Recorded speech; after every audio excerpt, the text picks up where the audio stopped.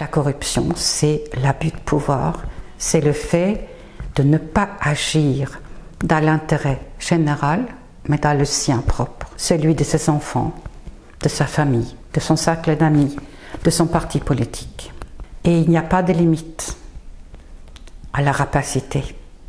Si vous demandez combien vous faut-il pour être heureux, satisfait, mais il y a des personnes pour qui c'est illimité et ça se compte en milliards. Pendant l'instruction de l'affaire Elf, qui portait sur des montants très importants et qui a été définitivement jugée, on sait que les détournements à l'époque étaient de 3,5 milliards de francs, donc très important, enrichissement personnel énorme pour les cadres d'Elf, financement politique. Il n'y avait pas un jour où un interlocuteur ne me disait « mais Madame Joly, cela c'est toujours fait et vous faites le lit de l'extrême droite.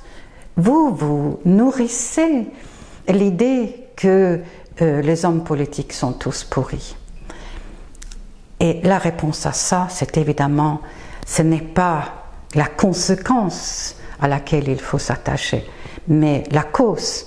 Et donc, il faut supprimer, il faut arriver à éliminer la corruption, arriver à éliminer à terme la suspicion. Et les moyens de faire cela, ils sont connus, c'est la transparence.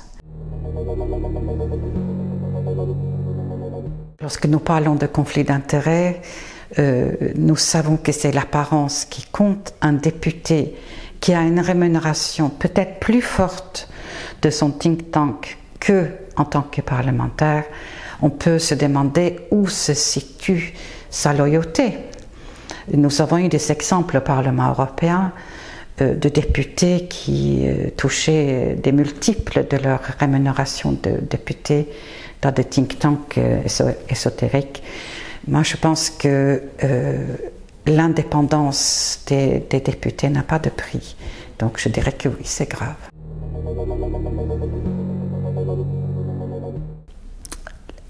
Lorsqu'on parle de fraude fiscale, il faut, dans la même phrase, dire optimisation fiscale. La frontière est très ténue et très souvent, c'est parce qu'elle n'a pas été tranchée encore par les tribunaux. On ne peut pas se concentrer uniquement sur la fraude fiscale des particuliers de haut revenu, certes important, mais l'évitement fiscal des multinationales constitue le cœur du problème. Ça fait maintenant 40-50 ans que les multinationales arrivent à ne payer d'impôts nulle part. En ne payant pas d'impôts, les multinationales privent les caisses publiques de centaines de milliards de dollars tous les ans. C'est-à-dire des fonds qui servent pour les États à l'éducation, à la santé publique, à toutes les tâches qui sont celles d'un État.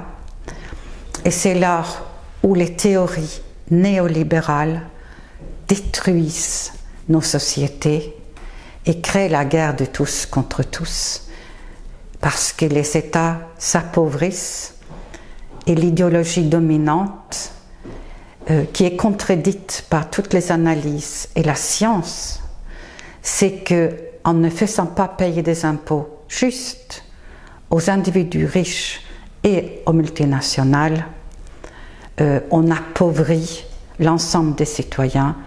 Et les théories ultralibérales qui disent que lorsqu'on laisse les riches être riches, ça enrichit la société, elle est totalement démontée depuis des années.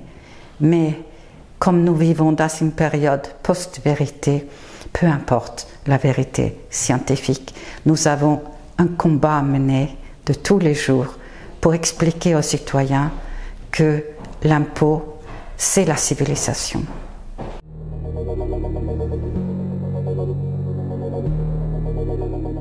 C'est sûr que l'île Caïman ont fait un lobbying incroyablement intensif auprès de tous les ministres de la Justice de l'Union.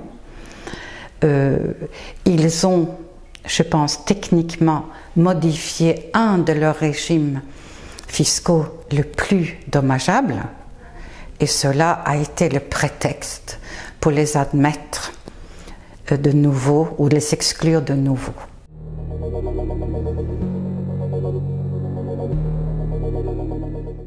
La justice est un capital en France par la qualité de ses magistrats.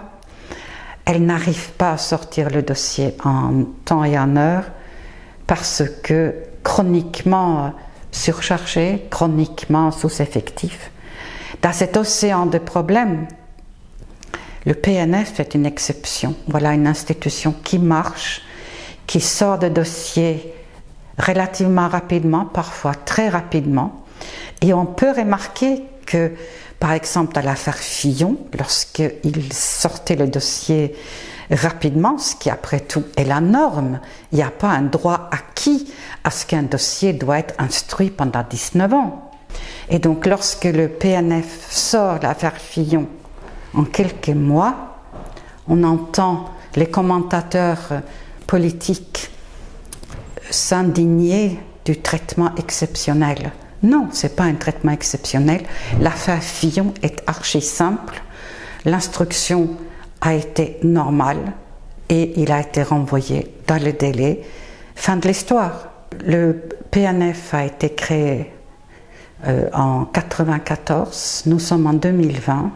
En 6 ans, ils ont recouvert 9,9 milliards d'euros en transactions, pénalités. C'est du jamais vu en France. Donc l'efficacité du PNF n'est pas en jeu, ni ses compétences, ni son honnêteté. Aujourd'hui, par contre, leur effectif est en diminution.